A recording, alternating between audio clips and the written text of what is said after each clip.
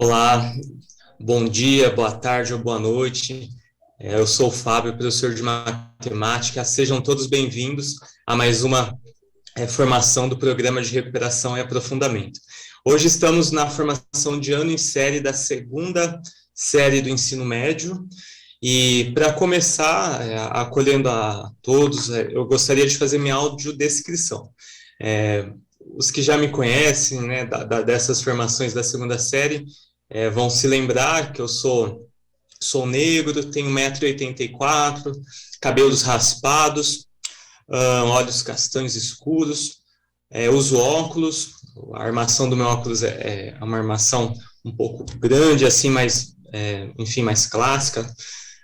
Estou vestindo uma camisa que imita o jeans, uma camiseta interna branca, estou de calça jeans, dentro de um escritório, né? Atrás de mim tem uma porta, alguns quadros, estou sentado e estou com um sorriso no rosto aí, porque quero demonstrar para vocês a alegria de estar podendo refletir e construindo essa primeira sequência de atividade da terceira série, tudo bem? Peço licença para compartilhar minha tela com vocês, para poder falar melhor da nossa formação. Acredito que agora vocês estão vendo aí do que eu estou falando, ó, que estamos na segunda série, e essa é a primeira formação, como vocês podem ver aí na tela. Agora sim, estava aparecendo uma barra, né? Já tirei aqui. E essa é a primeira formação do terceiro bimestre, que vocês estão vendo para dar subsídios e apoiar no planejamento das atividades aí com os nossos estudantes. Tudo bem? Então, avançando aqui nos slides, como de costume, a gente gostaria de deixar aí um QR Code, e para quem baixar o material, o PPT, o link para acessar esses materiais online. Então, todo o material Aprender Sempre volume 2 já está disponível no site da IFAP, e você pode usar um desses recursos. Ou mesmo, como a gente fala, digitar no seu buscador aí da internet, Aprender Sempre IFAP, provavelmente já vai aparecer o link, ok? Vamos lá, então. É legal a gente continuar com esse quadro, que muitos de vocês já estão, né, habituados a ver também, que mostra um pouco do desenho das nossas formações, né, do Programa de Recuperação e Aprofundamento. De modo especial, acredito que vocês já estão por dentro de algumas alterações no que diz respeito às formações, né, a princípio nesse terceiro bimestre, agora a partir de agosto, então a gente vai se adaptando. Mas ainda hoje, nesta apresentação, a gente está seguindo esse fluxo de semana A, semana B, com transmissões de etapa, que no caso foi na semana anterior. Vou pegar aqui o meu laser rapidinho para vocês verem. Na semana anterior vocês tiveram a transmissão de etapa com o professor Marco Assis, e hoje comigo a gente vai aprofundar na segunda série do ensino médio. Então a gente está na semana B, onde vocês estão vendo a pauta comigo, tudo bem? Bom, avançando então para o próximo slide, muito importante também, antes da gente começar as nossas reflexões, é que vocês vejam nessa animação o passo a passo para fazer o acesso no repositório desses materiais.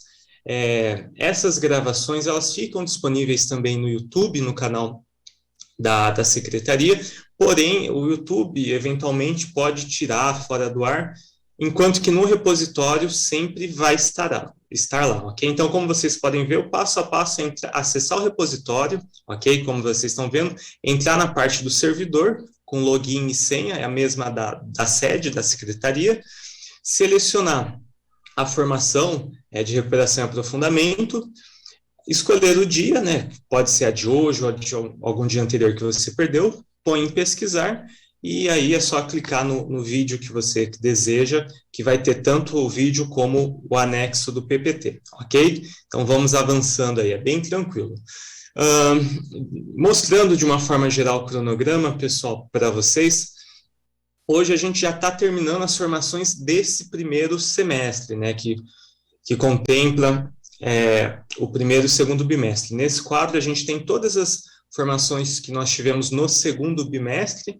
Reparem que hoje, dia 30, a gente está na penúltima formação, né, de ano e série, que no caso é de ano e série, e ainda no dia 7, lá um dia antes das nossas férias, que né, a partir do dia 8, então no dia 7 ainda nós temos mais uma formação de etapa.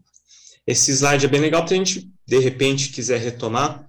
Reparem que hoje a gente, né, dentro do ano em série, a gente já está começando com o roteiro formativo diferente do que foi trabalhado no segundo bimestre. Então, como vocês podem ver, a gente entra nesse tema do pensamento computacional. Anteriormente, nas outras formações, a gente falava muito do estudo da Débora Boll sobre o conhecimento especializado do professor, correto? E como vocês podem ver nas outras formações, mas a partir de agora, né, a gente muda, de certo modo, a teoria que nós estamos utilizando, que nós estamos refletindo e apresentando para vocês, porque a gente vai falar agora do pensamento computacional, como vocês acredito que já viram na formação de etapa anteriormente. Legal, pessoal? Então, de modo organizado, aí a gente consegue visualizar o nosso cronograma. Avançando agora. Os objetivos. Hoje nós temos como objetivo revisitar os principais conceitos e ideias discutidos na formação de etapa. Então, de modo breve, eu vou falar com vocês sobre o pensamento computacional e como o fluxograma pode ajudar na matemática, e depois a gente vai explorar, como segundo objetivo que vocês estão vendo, né, no slide, explorar a habilidade essencial e toda a sequência de atividades 1 do volume 2, que é a primeira sequência do terceiro bimestre, ok? Então, vamos lá. Primeiro momento, quais foram os principais conceitos, né, que a gente vai fazer um filtro, né, não dá para eu repetir o que foi falado na formação de etapa, mas tentar chamar a atenção para alguns pontos importantes que irão nos ajudar agora nessa formação de ano e série. Tudo bem? Estão comigo? Então, vamos lá, começando com a leitura.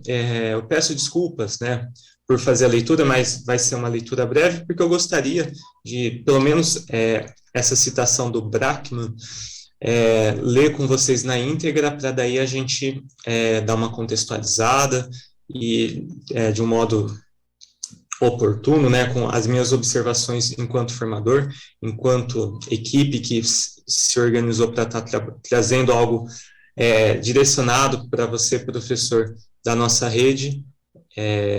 Daqui a pouco eu vou fazer os comentários, mas vamos então à leitura. Então, segundo Brackman, o pensamento computacional, estou lendo aqui nesse parágrafo, é uma distinta capacidade criativa, crítica e estratégica humana, de saber utilizar os fundamentos da computação nas mais diversas áreas do conhecimento, com a finalidade de identificar e resolver problemas colaborativamente por meio de passos claros, de tal forma que uma pessoa ou uma máquina possam executá-los eficazmente. Então, eu vou parar de compartilhar aqui a tela com vocês, para a gente falar um pouco do pensamento computacional e qual que seria essa aplicação, né, alguns pontos para chamar a atenção de vocês junto dos nossos estudantes dentro de uma sala de aula. O primeiro ponto que eu acho importante falar é que muitas vezes a gente, até por alguns conhecimentos prévios, a gente confunde pensamento computacional como uma linguagem. E ele não é só isso, né? O pensamento computacional é muito mais que uma linguagem, ele trabalha como uma ferramenta, como uma estratégia para a gente resolver problemas. Ele tem lá, daqui a pouco a gente vai falar dos pilares, e então ele vai sugerir alguns métodos, assim como a gente vê o Polya falando da resolução de problemas. O pensamento computacional ele vai propor um caminho para a gente percorrer e chegar à resolução de N problemas, não necessariamente só da matemática. E ele é interessante porque ele propõe, quando a gente fala de pensamento computacional, ele propõe que a gente faça resolução de problemas, mas também investigação e até propostas de modelagem, né, de criação, desculpa. E tudo isso você pode verificar que está dentro, né, do que o currículo, né, a BNCC, bem como o currículo paulista, coloca para nós professores estarmos trabalhando também, né, os processos criativos, processos de investigação, de resolução de problemas, e muitas vezes, dentro de como nós fazemos a matemática, ou estamos acostumados, a gente tem que buscar alguns outros elementos para trazer tudo isso para uma aula, né? E a gente gostaria de falar hoje que, usando o pensamento computacional, sim, é possível que a gente faça todo esse laço com o que o currículo vem pedindo, né? Que é não só uma forma de trabalhar o cognitivo, mas, de repente, ampliar esse leque. De modo especial, eu acredito que o Marco Assis, da formação de etapa, a gente se conversa para estar falando com vocês, ele citou um exemplo de uma criança explicando para um pai, enfim, como que se passa manteiga no pão. E para trazer um pouco da ideia do pensamento computacional. E a criança, de forma inocente, fala assim, ó, você pega o pão, pega uma faca, ou passador, né, espátula que seja, e passa a manteiga no pão. E o pai, né, que está simbolizando aí o adulto, ele faz exatamente o que a criança pediu. Pega o pão, imagina a situação. Inclusive, na formação de etapa, a gente deixa a citação para vocês verem esse vídeo no YouTube. Ele pega o pão, pega a faca e pega o pote de manteiga, de margarina, enfim, e passa em cima do pão, porque foi isso que a criança falou. E aí a criança fica, pô, pai, mas não é bem por aí. Aí o pai, né, fala o seguinte, então melhore a sua instrução. Aí a criança começa, ó, você tem que abrir o pão e depois passar manteiga. Aí o pai abre o pão com a mão. Olha que interessante. Aí a criança fala, não é com a mão que se abre um pão. Então, isso nos faz refletir, né? Essa ideia é do pensamento computacional. Quando a gente fala das partes, né, daqui a pouco eu vou entrar no próximo slide que vai deixar mais claro isso que eu estou dizendo, mas ele faz a gente refletir até a forma como a gente explora a matemática. De repente, o que está claro, a comanda que é clara para nós, pode ser que não seja para o nosso estudante, né? Então, não só nós, enquanto professores, mas quando a gente propõe isso para os estudantes, é interessante porque eles vão refletindo, né, e tendo cada vez mais clareza nessas etapas. E muitas vezes eles não chegam, né, à conclusão correta por conta dessas etapas. Vale lembrar, por exemplo, o algoritmo da divisão. Eu vou fazer um paralelo, eu vou voltar a apresentar minha tela, mas, por exemplo, no algoritmo da divisão, deixa eu avançar um slide aqui, não sei se vocês já pararam para pensar,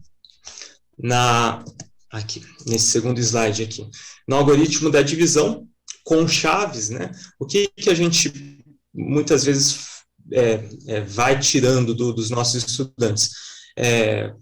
Qual que é a dificuldade de dividir um número com chave, seja ele com mais de de dígito, né, mais de um algarismo ou outra situação? Muitas vezes a gente não consegue perceber aonde ele está errando. E por meio do pensamento computacional, né, a gente vai falar de algoritmo, como vocês estão vendo aqui nessa figura, daqui a pouco eu vou explorar com vocês ela. Mas por meio do pensamento computacional, a gente é convidado ou provocado a melhorar essas formas de entendimento da matemática. Mas, entrando nesse slide, né, com esse exemplo que eu falei para vocês, exemplo da divisão com chaves, eu vou pegar uma caneta agora aqui bem rapidamente para falar sobre esse slide. Os pilares do pensamento computacional são 4 pilares que a gente divide de uma forma para ficar mais direcionado ao ensino. Então, quais são essa divisão, né? Queria chamar a atenção para esse primeiro quadrante aqui, que está representado pela essa figura. Eu coloquei a letra D, que seria a etapa da decomposição. O que seria essa decomposição, Fábio, no pensamento computacional, né? E por que isso se torna importante? A decomposição seria a etapa de você, a partir do momento que você tem um problema difícil, sofisticado, você quebra ele em partes menores, em partes mais simples, para tentar fazer o seu entendimento. Então, a gente parte de uma situação, né, a figura tende a ser sugestiva e tenta, a partir desse problema difícil, dessa situação que a gente não consegue fazer, seja a divisão com chave, né, a gente vai tentar entender uma parte a parte, trazendo a luz nesse exemplo. Por que o aluno não consegue dividir usando o algoritmo da divisão com chave? Será que ele sabe o que é dividendo, o que é divisor, o que é quociente, o que é resto? Então, a gente pegaria esse processo de divisão, que é importante, e vai quebrando, né? Vai tentando estabelecer partes para que a gente possa ir explicando depois, né? Abordando uma parte de cada vez, e não um todo. Porque muitas vezes a gente percebe que o aluno não sabe, mas a gente não sabe o que ele não sabe, ok? Ele não sabe, mas qual parte que ele não sabe? Então, é importante isso que o pensamento computacional vem trazendo.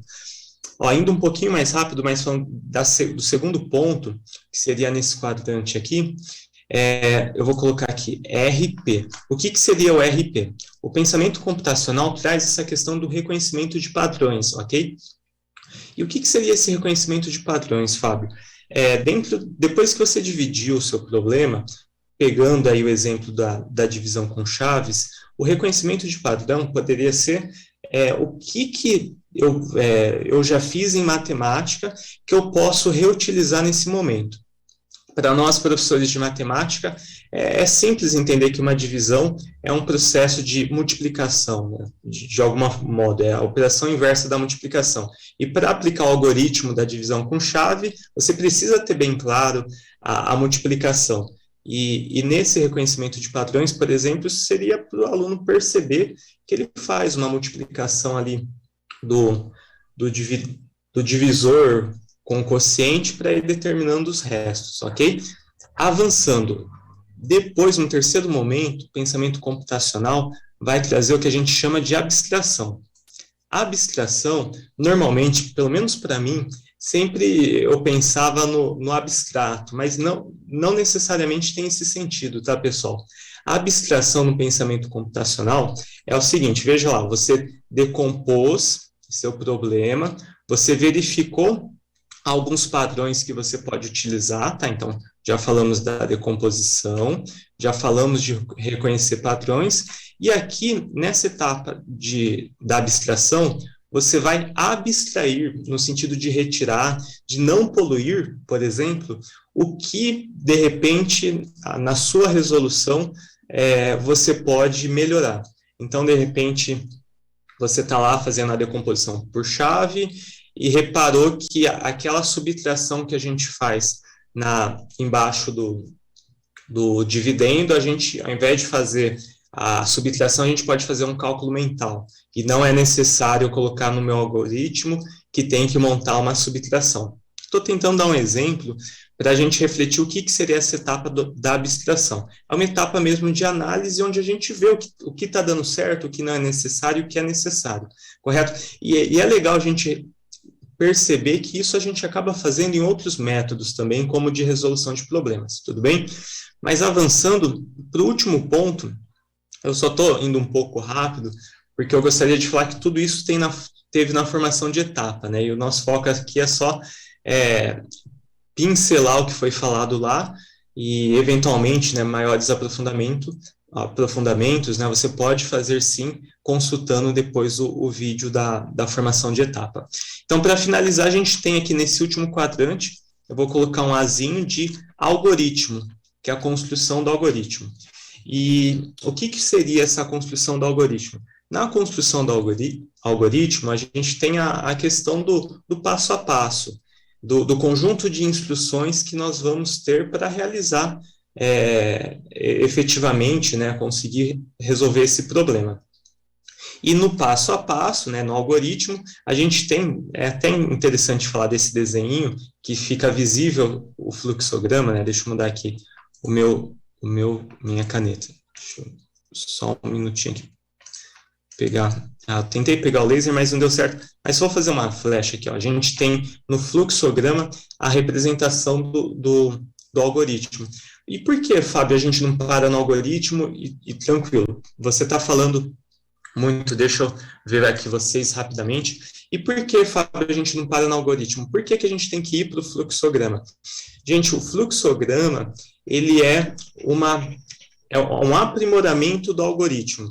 No fluxograma, a gente consegue melhorar ou, de repente, quebrar, usando essa palavra, a gente consegue quebrar as etapas do algoritmo. Então, de repente, o algoritmo usa normalmente de uma linguagem materna, uma linguagem escrita, e às vezes a gente não entende o algoritmo, mas quando a gente põe no diagrama, quando a gente faz um fluxograma, fica muito mais visual e, de repente, aquele algoritmo da divisão, que até está bom, o algoritmo foi bem feito, mas quando a gente põe no fluxograma, ele fica mais fácil de ser entendido.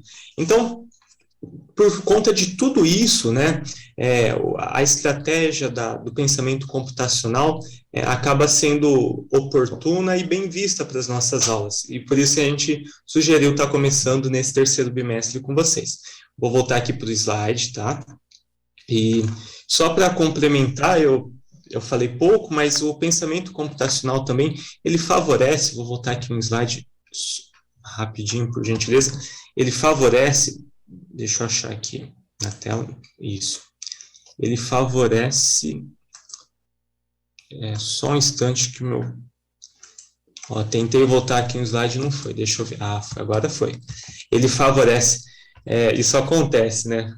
Ele favorece no trabalho, eu vou grifar aqui para vocês a parte do colaborativamente, tá? Então, ele favorece aquele trabalho das competências socioemocionais, porque a gente desenvolve um trabalho em grupo, um trabalho onde a gente vai precisar saber se colocar, saber ouvir e resolver, não de maneira isolada, mas resolver os problemas de matemática de uma forma colaborativa, que são coisas muito importantes nesses momentos que a nossa educação vem vivendo, né?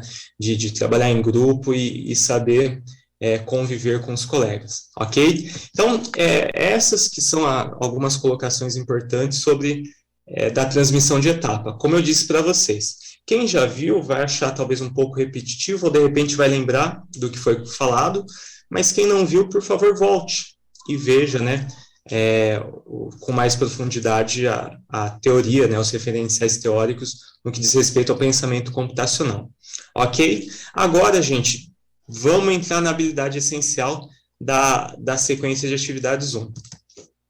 Qual que é a habilidade essencial que a gente vai trabalhar com a segunda série no ensino médio? Nós temos para a segunda série do ensino médio, como vocês estão vendo aí, uma habilidade do 9º ano, ok? Uma habilidade do 9º ano, que a gente vai retomar e fazer as adaptações para o nosso estudante, de acordo com as fragilidades, ou mesmo com as potencialidades que ele tem, para ficar mais adequada para a segunda série, para o ensino médio.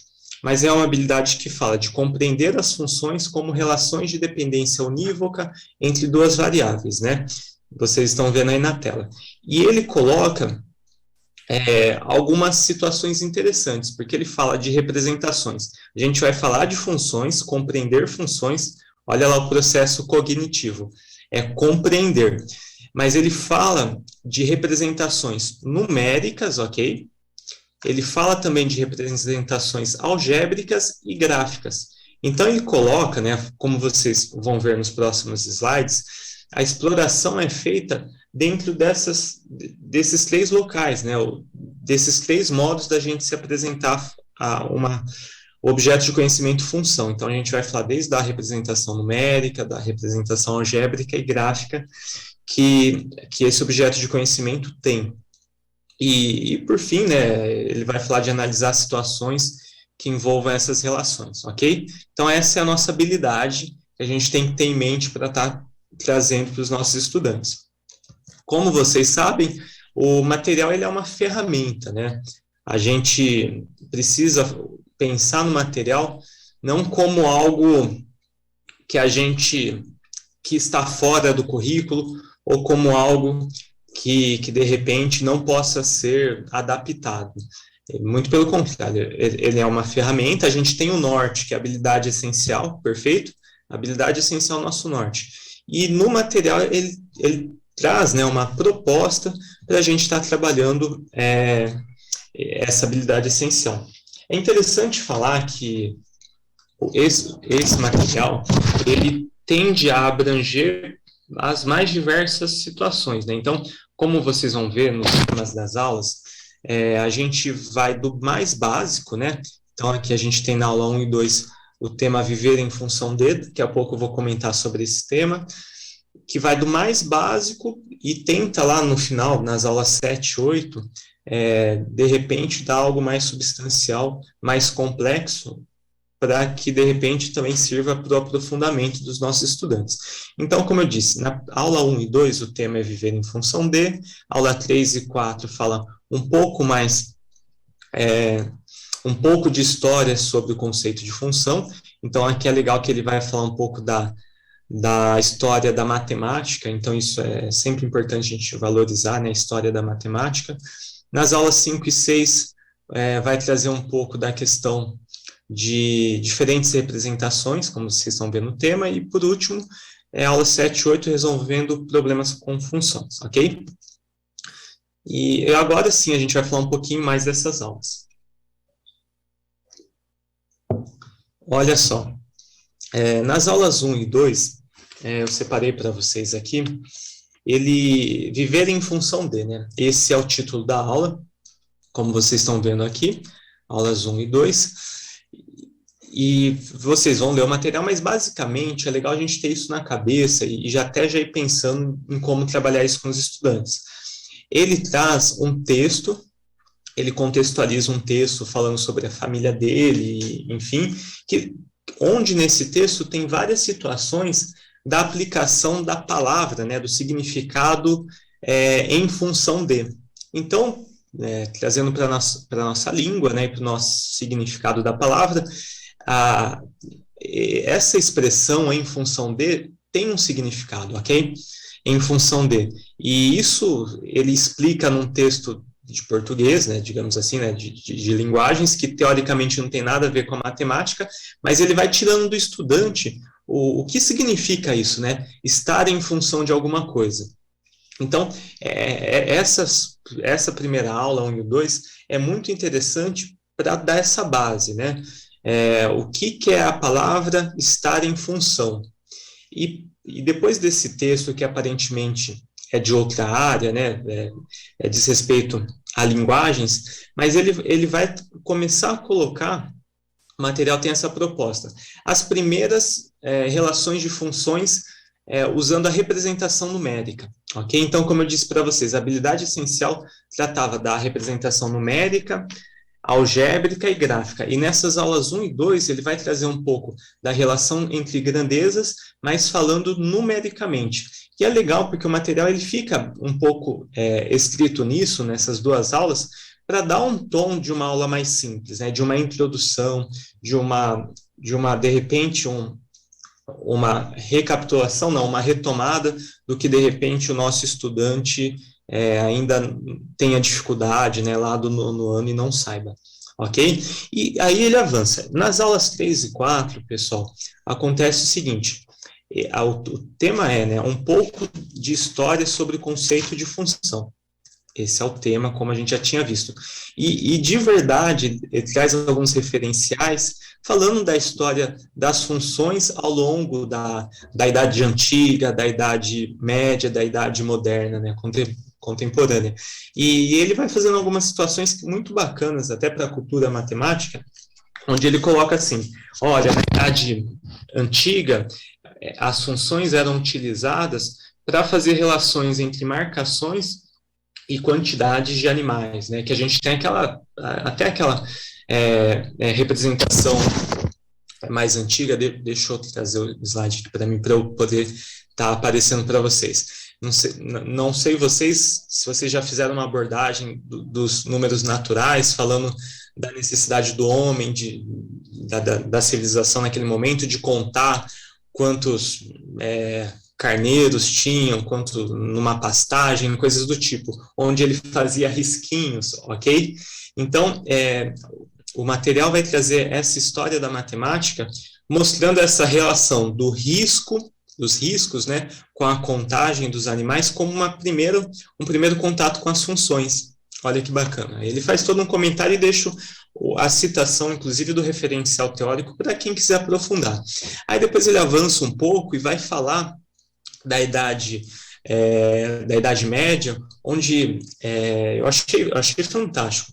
Ele coloca que na Idade Média as representações gráficas, né, não só das funções estritamente da matemática, mas de todos, né, das observações da natureza, onde tinha alguns movimentos que a gente traz lá da física, né, e isso foi passado nesse momento da história de uma forma gráfica. Então, é muito interessante. De acordo com o referencial teórico, primeiro veio a representação gráfica, e segundo o material, depois, na Idade Moderna, vem a representação algébrica de função.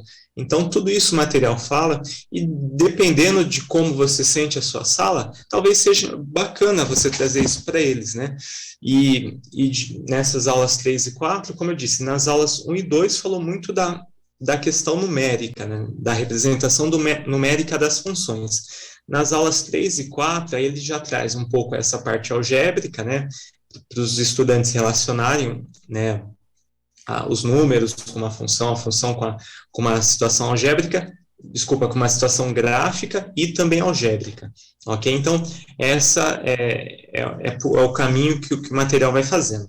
Vou voltar aqui para compartilhar a tela com vocês e indo para as outras aulas. Deixa eu pegar aqui para mostrar para vocês as aulas 5 e 6. Nas aulas 5 e 6, como vocês estão lendo, só vou beber uma água aqui. Beber uma água para a garganta aguentar até o final, né? A gente já está meio que no meio, mas é bom a gente acelerar. Nas aulas 5 e 6, vai falar sobre diferentes representações para uma mesma função. Então, nessas aulas, a abordagem vai passar pela questão... eu achei interessante e até queria trazer alguns elementos, porque nessas aulas, as atividades, elas começam com as duas primeiras atividades, falam de reconheça, de acordo com uma tabela, reconheça qual é a função que representa essa tabela. Então, trabalha muito com reconhecer nas duas primeiras atividades. Então, por meio de representações, será que o estudante consegue reconhecer? A partir desse ponto, numa terceira atividade, olha que legal, ele fala, depois vocês vejam no material, ele fala daquela situação clássica do táxi. Então, estou falando aqui das aulas 5 e 6. Então, ele começa com uma situação de reconheça, e depois ele avança para uma situação de construa uma função que represente aquela situação do táxi que nós, professores de matemática, já estamos, né, acostumados a usar para trabalhar as funções. Então, repare, né, que ela vai gradativamente evoluindo para que o estudante possa, né, do mais simples para o mais sofisticado e avançando nessa habilidade essencial que envolve funções nas suas representações. Só retomando, representações numéricas, algébricas e também gráficas. E para finalizar, pessoal, nas aulas 7 e 8, o que a gente tem? Nas aulas 5 e 6 são bastantes atividades, bastante problemas para fixação. E eu sugiro para vocês, né, olharem para as aulas 7 e 8, realmente dentro da sua organização, como um aprofundamento, porque tem problemas muito bons que também podem, numa sequência aí que você vai montar as suas aulas, podem ajudar nesse aprofundamento, tudo bem? Ótimo. Então, avançando aqui com vocês, porque o tempo não para, eu gostaria de ressaltar que vocês, usando da versão do professor do material Aprender Sempre, percebesse todas aquelas orientações que o material traz, né? E as aulas, elas vêm preparadas com uma intencionalidade. Qual que é essa intencionalidade? Que tem esse movimento metodológico. Então, todas as aulas têm um iniciando, que prepara os estudantes, depois tem um desenvolvendo, e por último tem um finalizando. Então, vale a pena falar para vocês dessa estrutura e de como é importante a gente saber disso para usar isso a nosso favor. Legal? Tá. Ótimo. Bom, quais atividades, Fábio, você quer usar, trabalhar com a gente hoje? Eu separei duas atividades, daqui a pouco eu vou fazer o link com o pensamento computacional, mas essa primeira atividade das aulas 3 e 4 fala um pouco da representação algébrica, como vocês estão vendo aí na tela, tá? Tem um gráfico, é uma questão do Enem, e pergunta para o estudante se ele consegue tirar informações, né, dessa função a partir do gráfico. E eu selecionei essa atividade porque, partindo dessa habilidade, a gente pode também ir para outras áreas. Quantos gráficos a gente tem, né, na biologia que a gente precisa fazer inserções que se usam de habilidades da matemática, né? Não só na biologia, mas também na física, né? Gráficos de crescimento de bactérias na biologia, mas na física de movimentos. Então, nessa habilidade, pessoal, há uma oportunidade para a gente estar fazendo esse paralelo e estar deixando o nosso conhecimento matemático com outras aplicações, onde, né, de modo semelhante, ele pode também fazer essas comparações, tudo bem? Nas aulas 7 e 8, eu separei uma segunda atividade que fala sobre aula 7 e 8, que eu disse para vocês que seriam aulas de aprofundamento, vai falar sobre qual seria, né, a função, né, ou qual a expressão que fornecesse essa situação aí de entregas a domicílio. É uma situação muito parecida com a do táxi, mas ela tem um diferencial porque vai falar de 10%, né? E ela não vai falar só dos 10%, ela fala de 10% acrescido a uma situação anterior, né? Então, fala de entregas no interior do estado e fora do interior, ok? E coloca para o estudante essa questão dos 10%. Então, eu só trouxe essa atividade porque eu acho importante nós, professores, tentarmos, já que estamos falando de pensamento computacional, tentarmos entender onde que é o problema do estudante. Muitas vezes não está na habilidade, mas, de repente, com a porcentagem, de repente, com a falta de interpretação, né?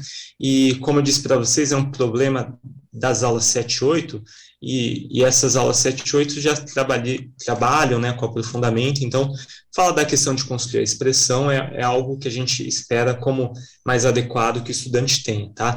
É uma aula de fechamento, de finalização da habilidade, ok? Tá, Fábio, e como que a gente poderia pôr isso numa situação prática de fluxograma, né?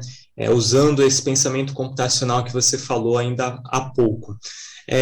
Uma sugestão, pessoal, a gente coloca com muito carinho e para provocar, para inspirar vocês, seria você fazer uma atividade que começasse com essa questão do pensamento computacional e os fluxogramas, né? Então, num primeiro momento, a gente sugere que vocês, por exemplo, conduzam uma atividade falando dos símbolos, né? Apresentando os principais símbolos do fluxograma. E partindo daí e de todo, né, essa conversa, falando dos 4 pilares, que a gente proponha para os estudantes que eles elaborem um fluxograma para resolver qualquer problema matemático, e veja se isso é possível. E aí a gente pode até permitir que eles consultem alguns outros referenciais, porque no início do ano a gente falou de passos para resolução de problemas, né? Então, que eles consigam pôr esses passos em um fluxograma, e faça essa atividade em grupo, né, de uma forma colaborativa, seria muito importante. A partir daí, numa segunda etapa, depois que os grupos estiverem estabelecidos, os estudantes tiverem feito, que você faça essa correção na lousa, né, para a gente analisar os diversos, porque o fluxograma, assim como as linguagens da computação, não tem apenas uma forma de ser feita. Então, que a gente percebesse como cada estudante, né, pensou as etapas de se resolver uma situação, problema matemática, de forma genérica. E aí, eu coloco aqui para vocês no slide uma sugestão, mas basicamente, pensando que no início do ano a gente falou muito das etapas de resolução de problemas, eles ficariam nisso mesmo, né? Leitura do enunciado, identificação da pergunta, coleta de dados, estratégias para resolução, tá? Então, basicamente vai ser algo parecido. E se não ser algo parecido, é que você vai explorando, né? Para que a gente tenha ali alguma coisa genérica e que sirva, né? Mesmo que estejam diferentes. E aí vem a nossa proposta. Feito isso, aqui nesse slide a gente já colocou, né? Feito isso, antes de avançar, a gente gostaria que vocês pegassem, né, pedissem para eles usarem material para trabalhar, né, esse fluxograma aplicado em algum das atividades. Então, pegando aquelas atividades que a gente falou agora há pouco, né, por exemplo, aquela atividade que falava do gráfico, né, que eu comentei com vocês. Usa o fluxograma. E você conseguiu ter sucesso, o fluxograma te ajudou a resolver essa atividade. Então, por exemplo, ele vai lá, leitura do enunciado, determinar no gráfico as populações equivalentes. Aqui eu coloquei uma estratégia, depois você observa com calma, mas que seriam passos que ajudariam ele a resolver. Da mesma forma na outra atividade, tá? Que era para construir a expressão, né, que era construir a expressão da entrega no interior ou fora, enfim, usando o fluxograma que vocês fizeram. Aplica ele. Será que dá certo para resolver?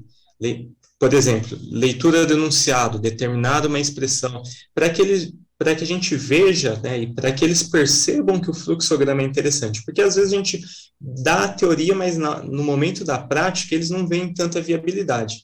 Porque a ideia do fluxograma, né, a gente pode pensar, mas para que mais uma coisa? Esse algo a mais, de repente, atinge aquele estudante que ainda está com dificuldade. E por meio dessas etapas aqui, né, como vocês estão vendo, depois vocês pausam o vídeo e podem ir vendo com mais calma, vocês percebam, né, e discutam com os estudantes as possibilidades que a gente tem nesse trabalho. Tudo bem? Então, indo já para os momentos finalmente, a gente queria retomar com vocês o que a gente espera que vocês façam no desdobramento. Nessa estrutura de desdobramento, né, como eu disse para vocês, semana passada vocês começaram com a formação de etapa e já fizeram algumas asserções, o início de planejamento, e a expectativa nossa é que hoje vocês consigam terminar de pôr no papel isso que é possível vocês tirarem do papel, ok? Então, que com base nisso que, né, eu falei, não quero esgotar as discussões, nem achar que eu expliquei tudo para vocês, mas com base nisso que nós conversamos, vocês consigam finalizar, né, as estratégias desse plano de aula, desse plano de ação, para os próximos 15 dias, né, onde vocês vão aplicar as atividades, ok? Como sugestão de leitura, a gente deixa 2 links que a gente usou nos nossos estudos, né, são bem interessantes. Sistematizando o que nós vimos hoje, né, a gente revisitou as formações de etapa, e eu espero que eu tenha conseguido explorar com vocês, né, atendido essa foi a nossa intenção, né, essa é a nossa expectativa, explorar com vocês o uso do fluxograma nas atividades, né, nessa habilidade essencial dessa primeira atividade do 3º bimestre. Por favor, conte para nós a sua opinião, que ela é muito importante. Põe o QR Code aí, ou então acessa pelo link. Tudo isso serve para a gente estar melhorando, estar alterando, ou mesmo para estar, quiser elogiar, pode elogiar, para estar tendo reconhecimento desse nosso trabalho, tá? Esses são os nossos referenciais, todos aí para vocês, ok? Agradecemos a sua atenção, de verdade, desejamos um bom trabalho e que vocês possam aí na escola tá fazendo uso, tá discutindo tudo isso que nós falamos hoje, né? Aí tem uma frase, peça por peça, a certeza da construção e do aprimoramento. Vou cortar aqui o slide para finalizar com vocês. Muito obrigado, bons estudos, bom trabalho, conte com a gente, né? Dê lá suas sugestões, coloque as suas dúvidas, mesmo não sendo ao vivo, nós acreditamos muito no trabalho de vocês, né? A partir dessas ideias que nós colocamos, nós temos a certeza que vocês farão excelentes trabalhos, né? Dando a cara de vocês e atendendo de forma ímpar aí, como vocês sempre atendem os estudantes, tá bom? Muito obrigado e até a próxima formação. Tchau, tchau.